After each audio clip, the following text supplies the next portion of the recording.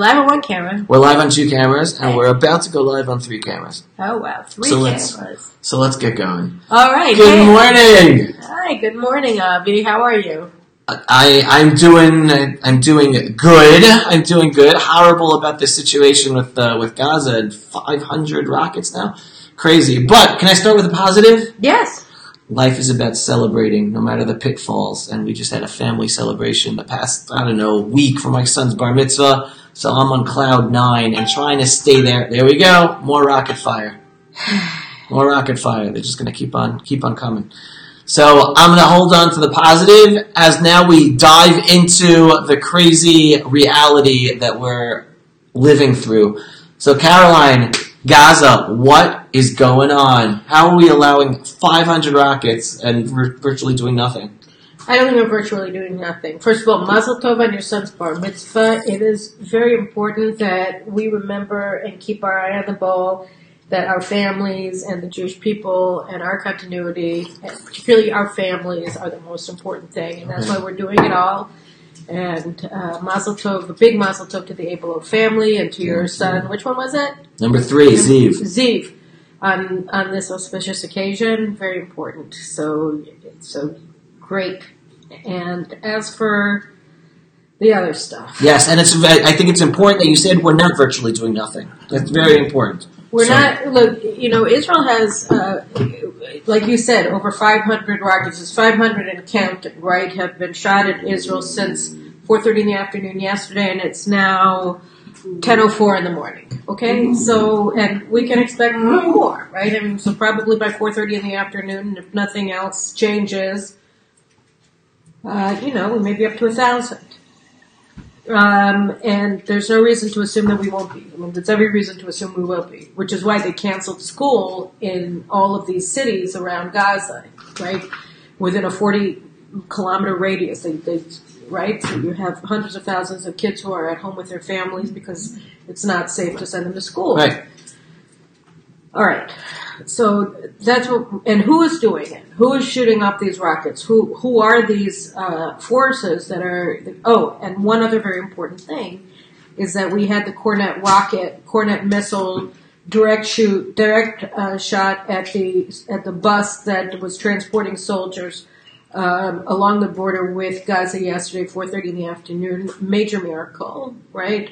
Because right before the missile hit, 50 soldiers alighted the bus, and then the driver was driving the bus into the parking lot, and that was when the missile hit. Okay? So there are a couple really important things about that missile. There are 3 important things about that missile strike. One is that it was I don't know whether it was a precision missile that was shot well by highly trained missile commando, in Hamas that has been training for this mission, or whether it was a precision-guided Cornet, which is possible.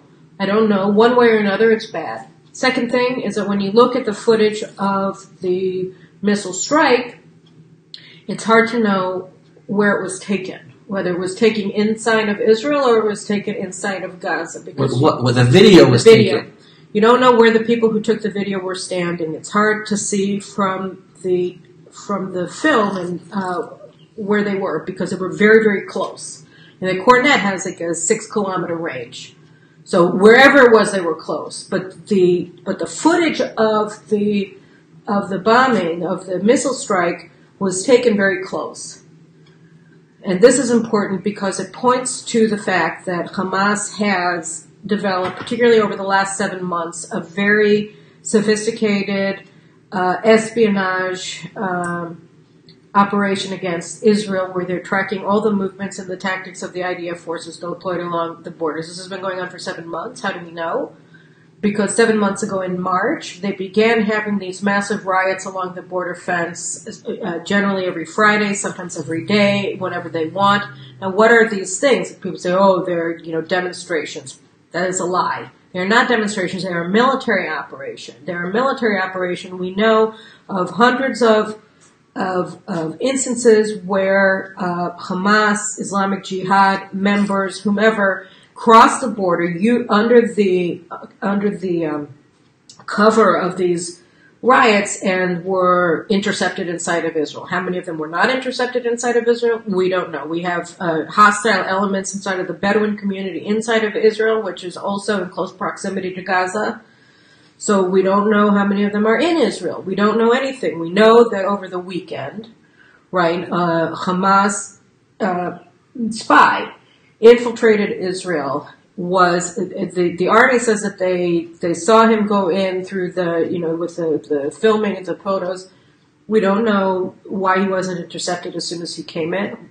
We don't know how long he was in Israeli territory walking around until he set fire to greenhouses in the Tiva Asara kibbutz. We don't know, but we know that he was there. We also know that under interrogation, according to the Shabak, the Israel security agency that has been interrogating him, that he entered Israel on 7 previous occasions. So he is a spy. He was carrying out surveillance work inside of Israeli territory. He was entering Israel under the cover of these operations. Now, the other thing we know about these riots, right, is that they have been committing arson. Mass arson with their incendiary balloons, right? So what does that mean? We've been talking about the environmental disaster that they've been setting fire to all of these forests. What do forests provide Israel? Natural ground cover, right? They're denuded. So now we're entirely exposed to them. We can't operate behind the cover of forests because the forests are gone. Same thing with a lot of these fields that they've been setting fire to. So when you look at the operational implications of what they're doing and you understand that these demonstrations have not been demonstrations, but rather they've been a military operation against Israel that has been preparing the ground for a larger military campaign against Israel.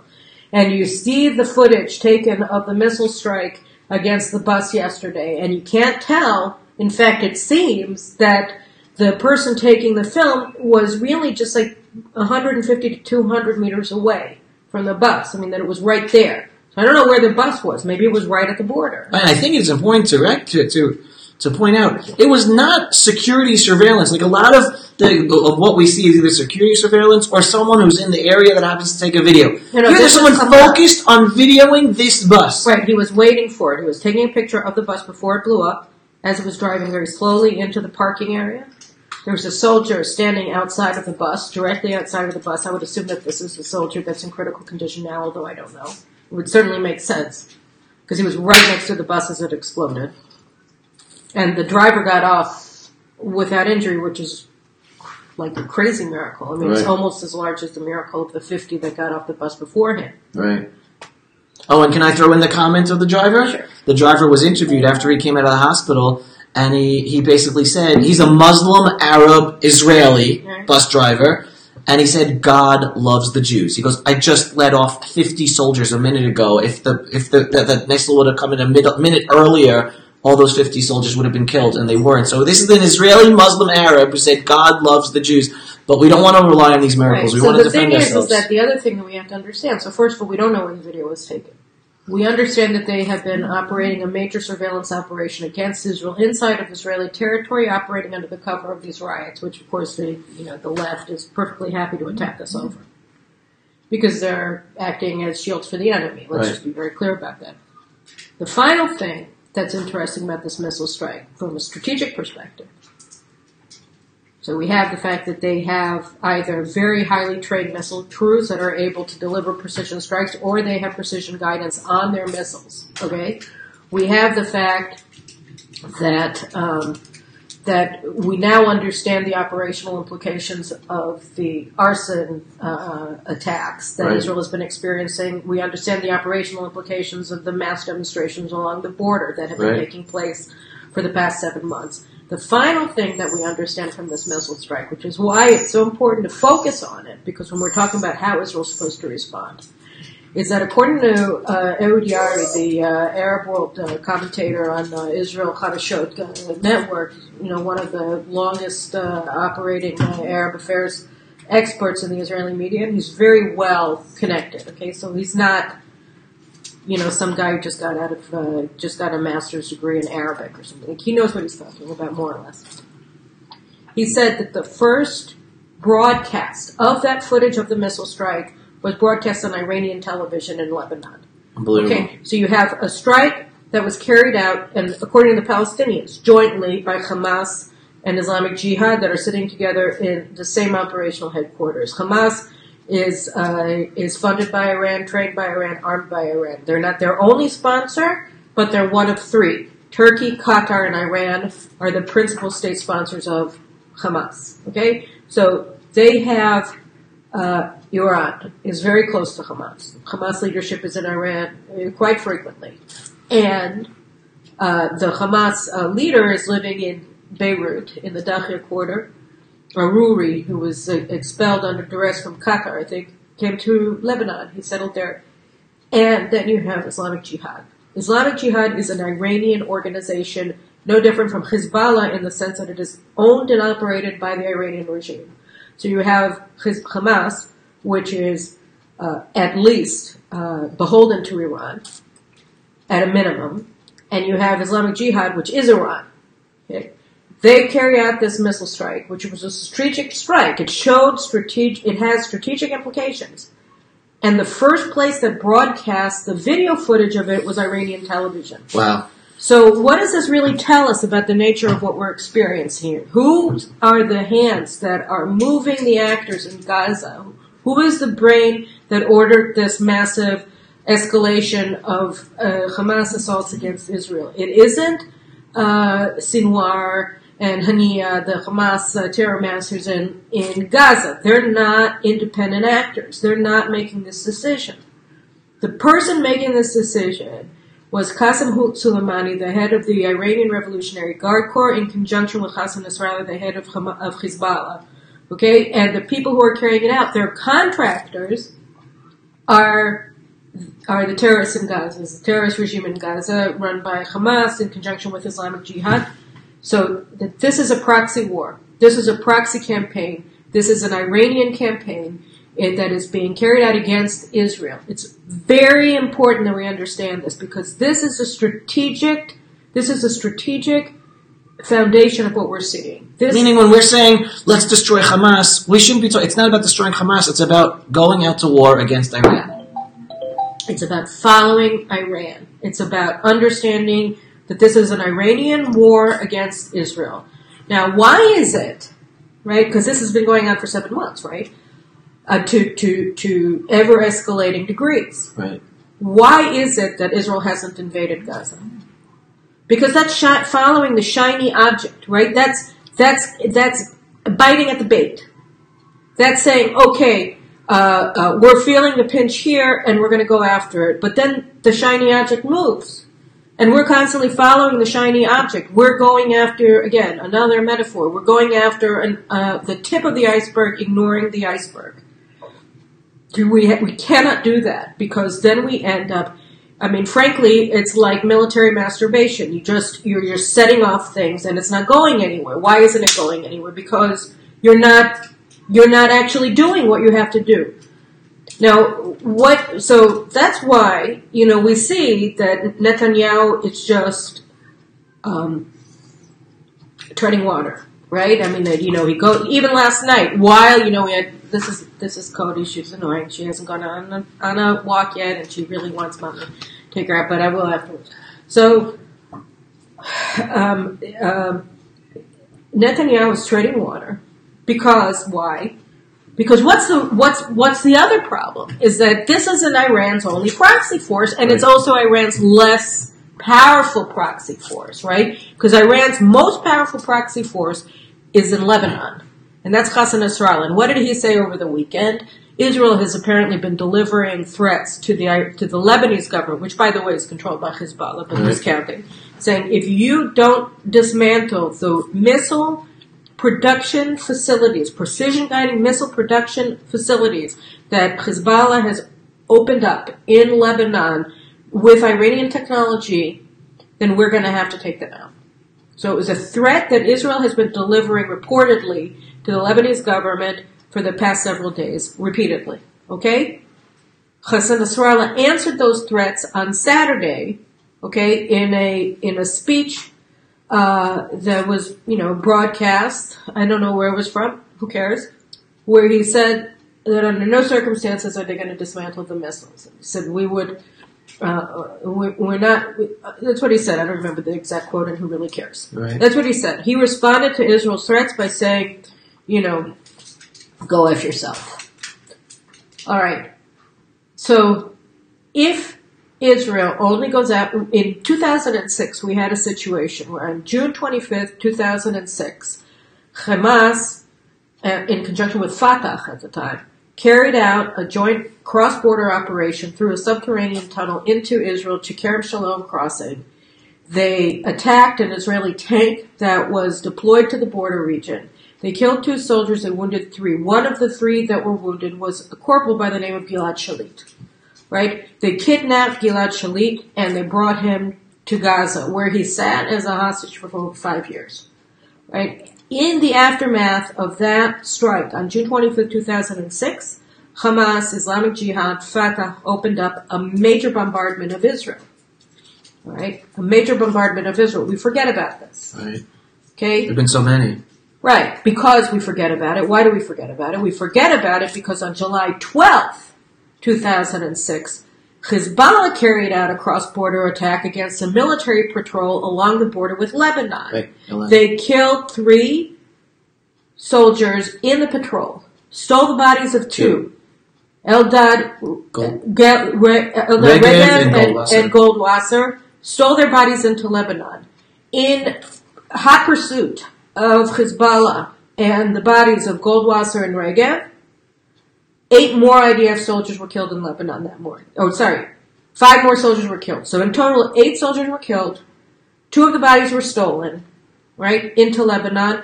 And then following that, or immediately while this was going on, Hezbollah opened up a massive bombardment of Israel that became known later as the Second Lebanon War. So the war started in Gaza. Started in Gaza on June 25th, and then 3 weeks later, or 19 days later, The war developed. the war became a two-front war with the main operations taking place in Lebanon. And who was behind both Hamas and Hezbollah? Iran. We call this war the Second Lebanon War, but it wasn't. It was the first full-blown Israeli-Iranian war. We didn't do well in that war because we failed to recognize that this wasn't a war against Hezbollah or Lebanon per se, or even Gaza per se. We failed to recognize that this war was actually a war that Iran was waging through its proxy armies. Okay? Now fast forward to today. Right. Hezbollah's operational capabilities in 2006 were were huge. It was something we hadn't seen, we hadn't experienced in the years that we were fighting the Palestinians in Judea and Samaria and Gaza during the terror war from 2000 to 2005. They were powerful, they were capable of shooting non-guided missiles, but shooting missiles that reached Tel Aviv and Dimona, right? It covered almost all of Israeli territory. They had a range of over 200 kilometers from Lebanon, and they continued shooting missiles at Israel until the ceasefire went into effect in August. Right? Today, what they have at their disposal makes what we experienced in 2006 look like a walk in the park. That's crazy. They have 150,000 missiles by the IDF count, all pointed at Israel. Okay? And now, because of what's happening in Syria, we have every reason to believe that at least a portion of those missiles are GPS guided, meaning that they can attack the Kiryat, the military headquarters in Tel Aviv, and whatever, and Air Force bases, and who knows what else. Okay, so this can set Israel back 20, 25 years. Now, how do you deal with that? Right? So until now, Israel's response has been to try to work with the United States to erode the power of the Iranian regime following what Obama did, which was massively empower them during his tenure in office. But there's a problem here. There's a huge problem here. Because you can't erode the power of the Iranian regime fast enough to prevent a massive war. And anyway, you have to assume that if the Iranian regime ever does fall, they're going to try to take us down with them. And what we're seeing now is an Iranian-initiated campaign against Israel. And when are they doing it? Not surprisingly. What's happening in Syria? I don't know what's happening in Syria. Well, until September 25th, the Russians were sitting on the fence. They had one leg in Israel, they had one leg in Iran, right? So that they were empowering the Iranians, Hezbollah, through their Syrian puppet, Bashar al-Assad in Syria. They saved his regime, meaning that they saved Syria for Iran. Iran, Hezbollah, they're the same thing. Hezbollah is a wing of the Iranian Revolutionary Guard Corps. It is not a separate entity. It's part of the Iranian regime. So you had Russia with a leg with them. They were providing air coverage. They were the Air Force of Iran and Hezbollah in Syria. The Russian Air Force, the Russian SAM missiles. They are the Air Force of Bashar al-Assad, of Iran, and of Hezbollah. On the other hand, what did their leg in Israel do? So their leg in Israel said, okay, Israel, we get that you consider Iran's deployment inside of Syria to be a strategic threat. We don't hate you. We don't want to get involved with Iran's war against Israel, and therefore we're going to permit you. We're going to permit you to continue to attack Iranian targets in Syria that you consider to be a direct threat against your national security. And so, since 2015, since the Russians first established their beachhead in Syria, and since have expanded their control over large swaths of Syria, they have been sitting back and allowing Israel to coordinate, give them, 15 minutes, 5 minutes, whatever, notice that we're going to be attacking a target here or there in this general area so that they would get out of the way, right? And in early September, Israel said that over the past 12 months, the previous 12 months, it had carried out over 200 such missile attacks in Syria, so that's about 4 a week, right?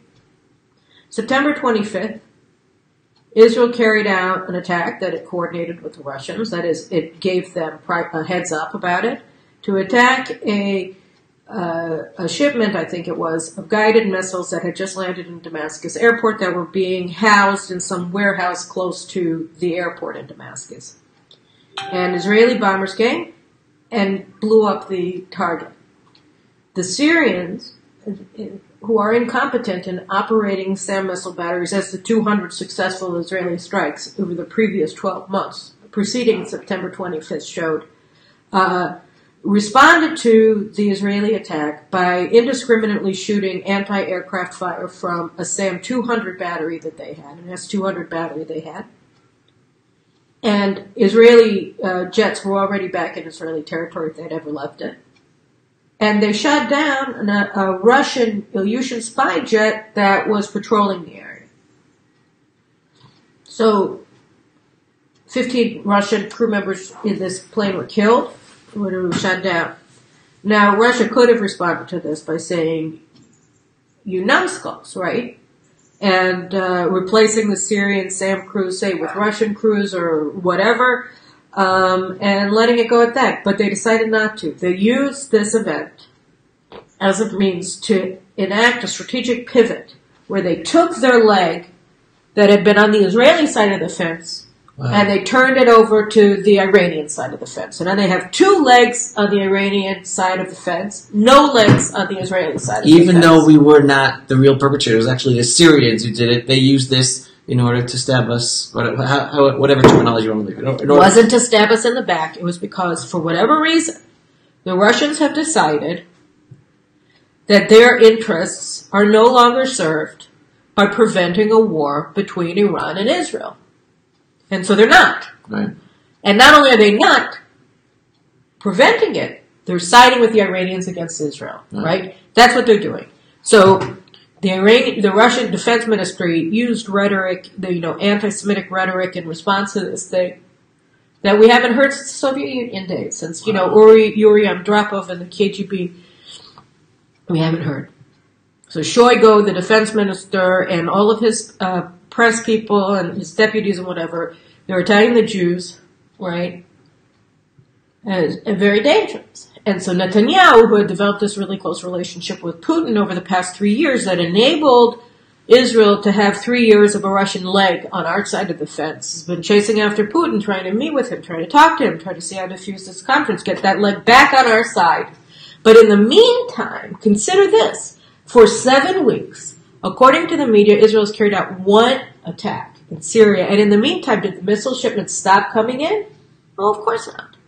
So all of the things that Israel deployed its forces to prevent coming into Syria and through Syria, traversing the border to Lebanon, have been going on. They're always going on. But Israel hasn't been attacking them. So now Lieberman says we have forces on the ground, we're doing it, blah, blah, blah.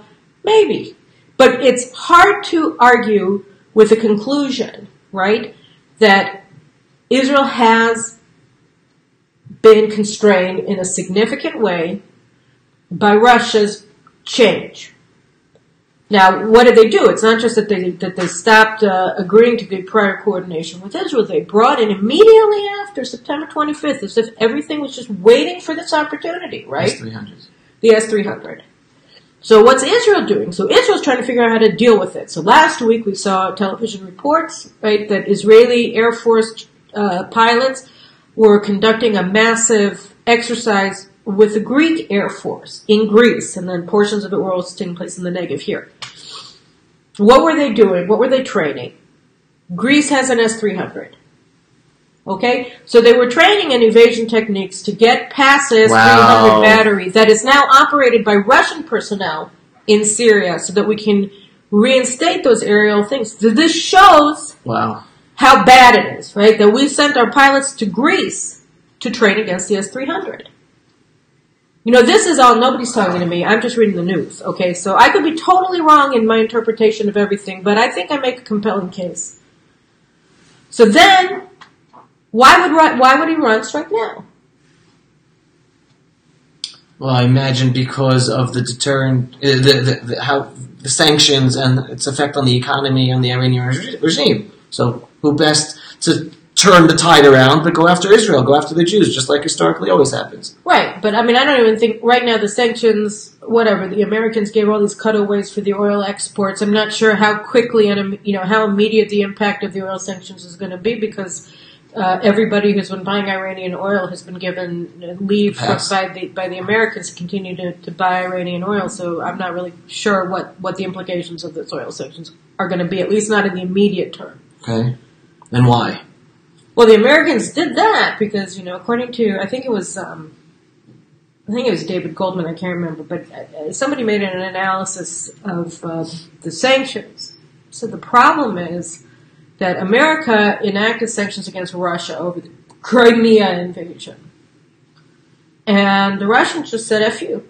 And the Europeans did too. That's the problem. So that the power of sanctions as a weapon in statecraft was already diminished by the time that the Trump administration vacated the U.S. Acceptance of Obama's devastating nuclear pact with Iran and reinstated sanctions. And what we see now is that the Europeans are acting overtly to try to undermine those sanctions, so that they're not as powerful.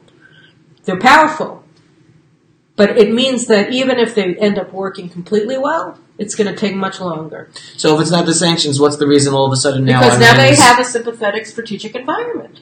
Oh, you're saying because now Russia has 2 feet siding with Iran, they feel they have the backing. Yes, and remember what happened to ratchet up the. Remember what happened this weekend on Saturday. It's hard to remember with the speed of events. Right. Everything seems to be overtaken by events. But let's just connect the dots. Right.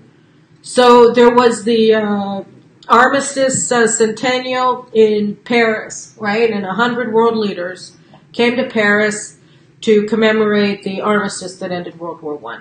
Among the leaders who came were Donald Trump, Vladimir Putin, and Benjamin Netanyahu. So Netanyahu had said that he was scheduled to meet with Putin over the weekend. Donald Trump and Putin were scheduled to have a summit also over the weekend.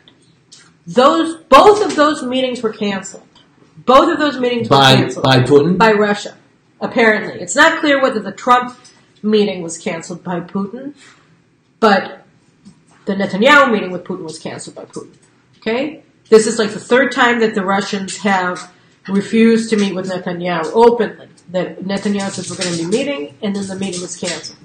So Netanyahu met with Putin for like a few minutes and saw the footage. They're sitting in some sort of dining room, right? Dining hall.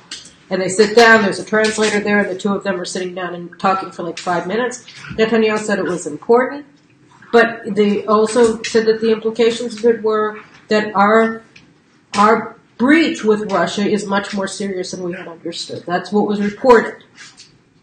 All right? And Trump and Putin are scheduled to meet on November 30th at the G20 in Buenos Aires. So when we understand that now it is what time? It's 10:33. So since 4:40 in the afternoon, between 4:40 in the afternoon and 10 o'clock when we started this conversation, over 500 missiles had fallen in Israel. Right. In the space of less than 24 hours, right? In 4 hours, 300 had been shot. And we understand that a meeting on November 30th between Putin and Trump is forever. Right. And so that gives Iran a window of opportunity of 2 weeks. What are they going to do with it? Well, we're already seeing what they're doing with it. I mean, it's notable that this happened, and everybody says, "Oh, it's in response to the commando raid that was exposed." By the way, why was it exposed? Why were our top commanders exposed in Gaza? Because of the spying. There was apparently an ambush. They were apparently ambushed, which means that they were seen. They were spotted when they entered Gaza. What does this tell us? Let's just go back now to where we started this discussion. What is Israel doing? What is Israel doing? What can Israel do? If we just bomb a bunch of stuff in Gaza, or if we send off our soldiers into Gaza, and we invade Gaza with tanks and with artillery and with infantry, we're committing forces to that theater. And then maybe we'll need them in the north. In fact, the likelihood is that we will. We're faced with, and if we do what I think we should do, my personal advice would be to bomb simultaneously in Gaza and in Lebanon.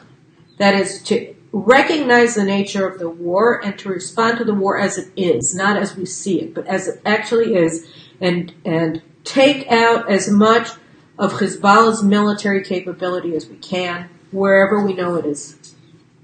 Now, in response to such an operation by Israel, what will happen? Well, Hezbollah already told us what will happen this weekend, that they're going to respond with massive fire against Israel. After all, you're not going to take out 150,000 missiles in one fell swoop in an hour. This is something that takes several days. Right. And in the meantime, Haifa's skyline is going to be altered. And I think it's important to remind people, and you mentioned this earlier, that what we are experiencing, the rockets and the impact and destruction that we're experiencing from Hamas and Islamic Jihad in Gaza is nothing, is a scratch compared to what, it's a pop gun compared to what we're going to be experiencing in destruction from the 150,000 missiles from Hezbollah in Lebanon. And again, and therefore it's a two-pronged Iranian war. They're using Gaza in order for us to focus on that shiny object, where in truth, the true damage is going to come from the north. Yeah. So I mean, look, they had a direct missile impact or mortar shot on a high-rise building, I think in Ashkelon last night. And the roof came in. This is a terrible thing. We went to war in Lebanon in 82 over much less happening in Kiryat Shmona. Right. 60 people have been wounded since 4:30 in the afternoon. This is a big deal. And one person has been killed. Right. 2 people have been critically injured. This is a big deal. Make no mistake about it. Right. But Hamas's capabilities are not Hezbollah's capabilities. And we have been deterred in Lebanon. And now Hamas is trying to build that kind of deterrence against us in the south. We can't accept the situation. It's too dangerous. But we're walking into a political year, right? Elections, if they're held on time, will be held in November. And in all likelihood, they'll be held earlier than November, maybe in March, maybe in the summer. How many politicians want to go to war in the immediate aftermath of a war where you've had your skyline altered in major cities in Israel. How many politicians want to go into elections immediately after war? Yeah, what did I say? Yeah. War after war. Yeah, no. How many of them want to run for re-election in this circumstance? Right. You know, we have to take action. There's never a good time to do it. Right. There's literally never a good time to do it. But right. here, and by the way, because Russia now has two legs on the Iranian side in Syria, you know, this is going to, you know, like, and by the way, Russia was helping Hezbollah in 2006 as well. You had a Russian listening post in Syria that was handing intelligence information to Hezbollah 12 years ago. So this isn't going to be the first time. But Russia's positioning in this war is going to be much more overtly anti-Israel. It's going to be much more overtly pro-Iranian. And and this could end up becoming a superpower confrontation in Syria. After all, let's not forget that the U.S. has forces in Syria as well that have been coming under continuous threat from Russia, from Iran, from Hezbollah, and also from Turkey. So this is a mess. This is a mess. And there's no way of getting out of it, and there's no way of getting out of it with our hands clean. So what we've seen that Netanyahu has done, and by the way, a great political plus, because, you know, there are pictures going around the internet of, like I got, you know, a WhatsApp last night, you know, of Netanyahu in a rabbit suit. Oh, really? Yeah. Because he's a chicken, or, you know, in Israel you call it a rabbit, right? He's a bunny rabbit. That's what people are saying. Because he's not doing what's necessary to protect Because he's not taking out Israelis. Hamas. He's not going after that shiny object in Gaza.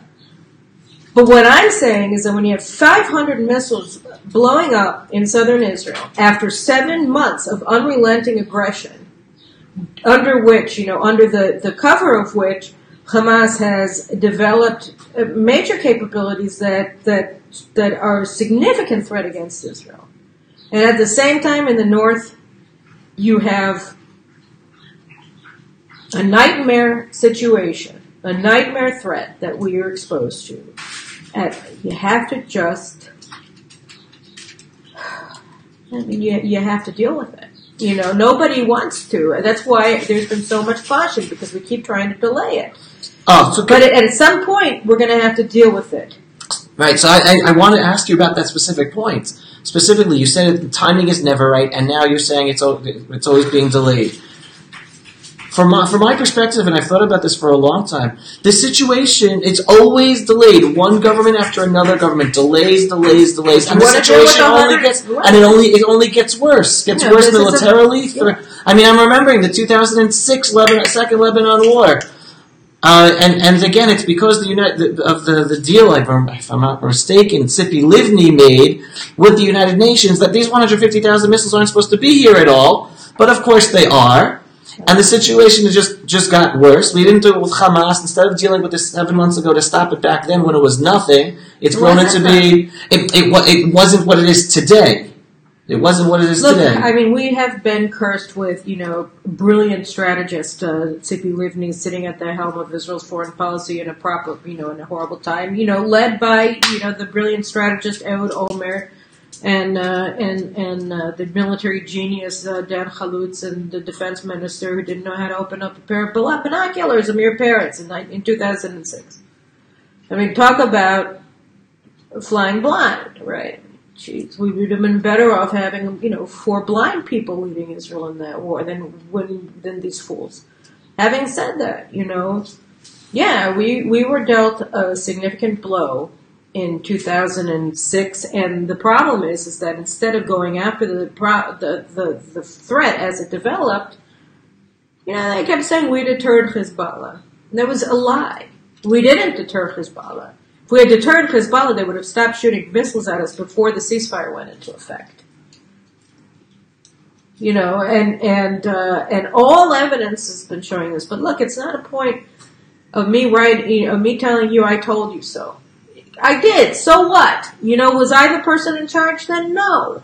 And the people who have been leading Israel have been looking at this situation and have been reasonably deterred by it. I mean, this is a real problem. And during the Obama administration, right, you had a president who was siding with Iran against Israel.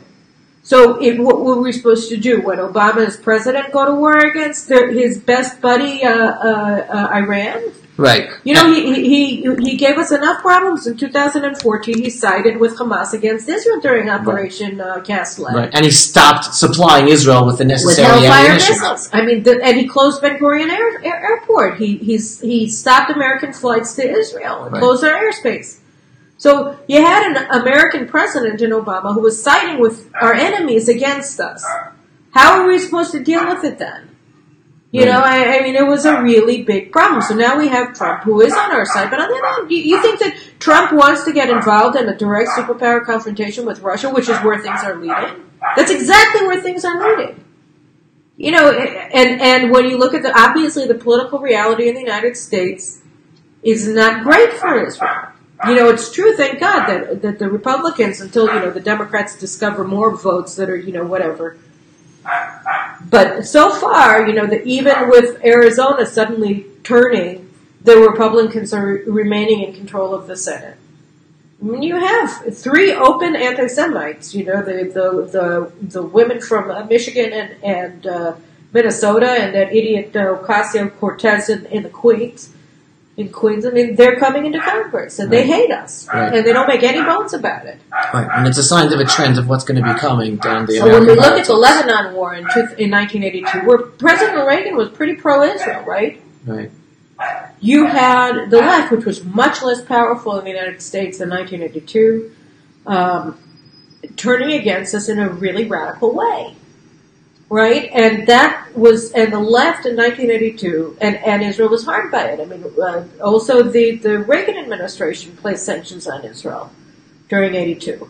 Remember? I mean, you know, the cluster bombs and all the rest of it. These were things that we needed to fight, and they embargoed them, and they put the Marines into Beirut to try to force Israel out of Beirut to protect the PLO, to protect. You know, the PLO against Israel. The Americans in 1982, the friendly Reagan administration sided with the PLO. With the PLO against Israel. So it's true that the Trump administration is friendly to Israel, thank God.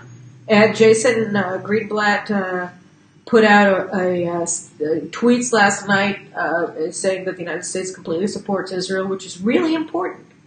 But still, you know, I mean... Wait, so putting the map on the table, basically we have a geopolitical situation where Iran is at war with us on 2 fronts, on the north and the front. And again, that's an important thing for everyone to understand. Hamas in Gaza, it's basically an Iranian proxy. It's a front. It's a second front. It's not a war against Hamas. It's a war against, Iranian war against us. So we have this 2 fronts that Iran has against us. All the attention's on Hamas and Gaza, even though the true danger is in the north. We have a friendly American administration, even though not the friendliest political situation, but a friendly American administration. On the other hand, we have Russia that is now 2 feet supporting Iran, and therefore making any Israeli incursion, self-defense, whatever, in the north in order to defend ourselves, very tricky, questionable, and not so clear what's going to be because Russian forces are going to be helping Iran. So what is Israel to do? What can we do, Caroline? What is necessary in order to protect Israel moving forward in this situation? Look, I mean, again, you know, it's one of those things where the situation really does suck, and we don't have any good options. All right, we can delay more. And pay a higher price, an even higher price. We're already going to be paying a higher price. We're already going to be paying a prohibitive price. We don't even know what the Palestinians in Judea and Samaria are likely to do, you know. But the head of the Shin Bet said in the Knesset last week that Israel has foiled like 900 attacks or something like that here in Judea and Samaria over the past year. So we're facing a very problematic strategic environment and tactical environment. We're facing a problematic diplomatic environment and political environment. Look, at some point we're going to have to do. You know, and I think that the real question that people are asking themselves in the cabinet, at least this is what I would be asking myself, and you would be asking yourself if you were sitting in the cabinet right now, because the cabinet is meeting right now trying to figure out what the hell to do, right, is whether this is the time. Is this the moment that we're supposed to start shooting or not? Because the question isn't about, whether Israel is going to have to deal with this. The question is when. Is this now? Is the 500 missiles on southern Israel in less than 24 hours? And, Nasrallah's clear control over the Lebanese government and military. And with Russia where it is now, I'm sure Netanyahu is thinking to himself, maybe I can move Putin away. Maybe I can bring him back. Maybe I can neutralize the Russian thing. Is it now? I don't know. Maybe he wants to wait until after Trump and Putin have their meeting on November 30th.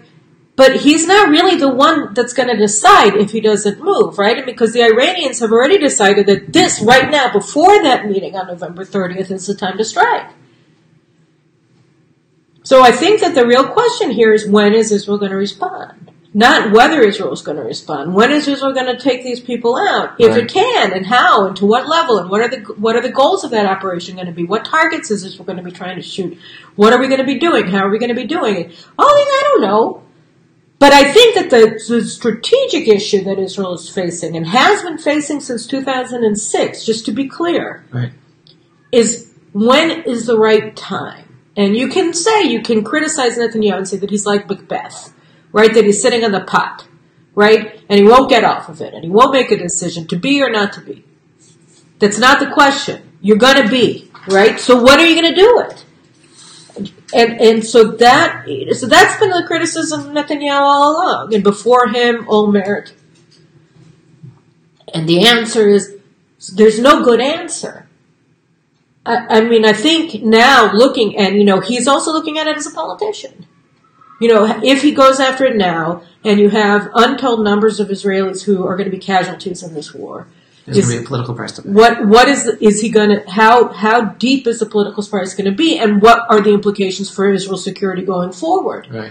All of these things are in his brain right now. Right. And in the brain, by the way, of all of the members of the security cabinet. And, all we can really do, understanding what we're dealing with, right, is just, empower them to make the decisions and say to them, we get that we've entered into this zone where there are no good options for when. When we respond is always going to come with a price. Right. And so understanding that you have to minimize the price of action is now the time. Right. And that's really what we're dealing with. And Godspeed to all of them. And God protected those 50 soldiers yesterday.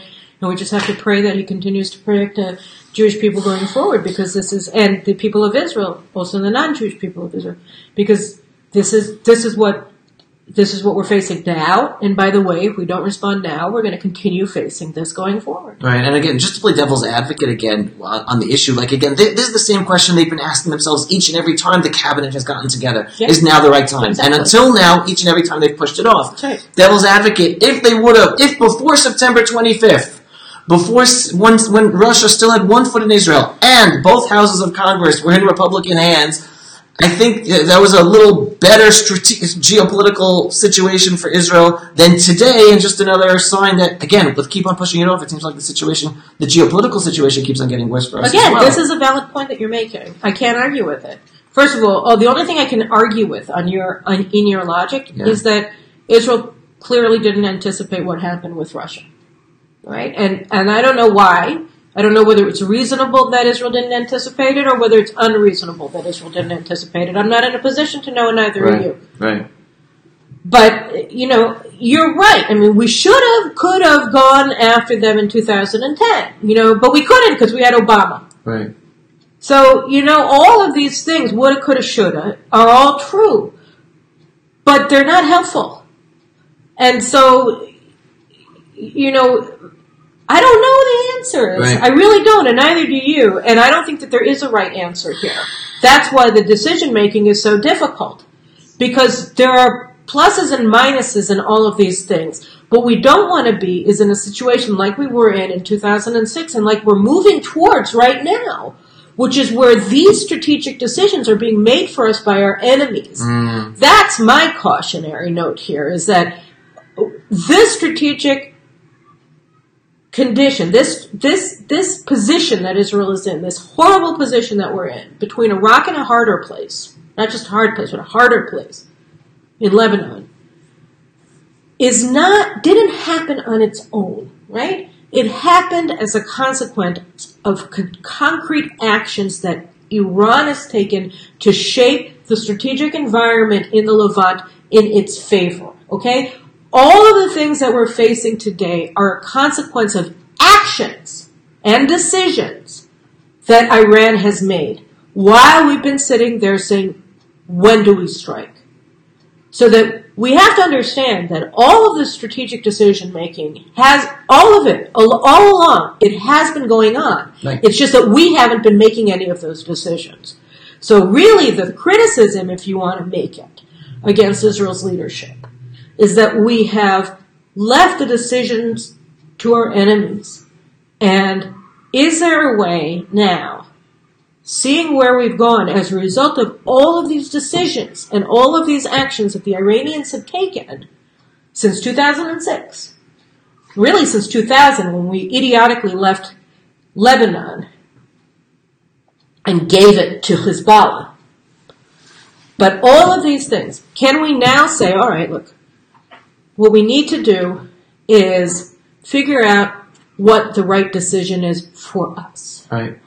And that's really, where it stands today. It's where it's going to stand tomorrow. It's where it stood before September 25th and where it's going to stand on November 30th. So it's not easy. Can I posit one thing, though, and please tell me if you disagree? On the one hand, it seems to me that if Israel does anything, it definitely should be while President Trump is still president, because, again, we don't know what's going to be afterwards, and the leftward tilt that we see in American politics is probably going to be even more dangerous. Well, I don't think that there's any question that that push is going to come to shove in Lebanon well before his current term of office is concluded. So point number B is then also, knowing elections are in the pipe very soon, if Bibi wants to make sure that he's the one taking care of it, because you have no clue what happens in elections, and I don't know how confident he is, but he definitely should not be confident, that therefore the two points that have to conflate is one, that Trump is still in office, and two, that he is still in office. And therefore it has to be now or before elections, even understanding the danger involved. But it is going to be before elections. I mean, that's the thing, is that Iran wants it to be now. It wants it to be before the sanctions come into effect and strangle them economically. It wants it to come into effect now when, for whatever reason, the Russians are completely on their side. So we know that Iran has an interest in going to the mattresses now, which is why they are. Right.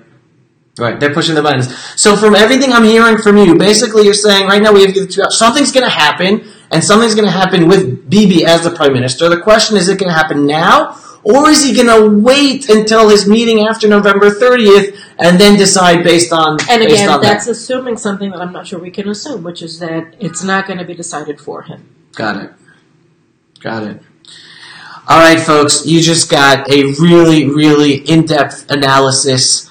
And again, it's not an analysis of Gaza. Gaza is just the tip of the iceberg. It is a much bigger picture. It is a much bigger danger with Iran behind it, with Russia siding with Iran behind it. Share this information. This is critical information from Caroline. Caroline, thank you so much for your time and your insights. And keep on spreading the truth out there. Folks, if you have not yet signed up to get direct updates from Caroline, go to her website, carolineglick.com, sign up for her newsletter. Let's pray. Let's pray, everybody. Continuously. Keep on praying. Continuously. And focus on the good times and celebrate what you got to celebrate. We can't always be worrying about that and pushing away the celebration of life that we must do. So keep that in mind also, everybody. Absolutely. And again, Mazel Tov to your son. Thank you very much. Shalom, everyone. Thanks for watching.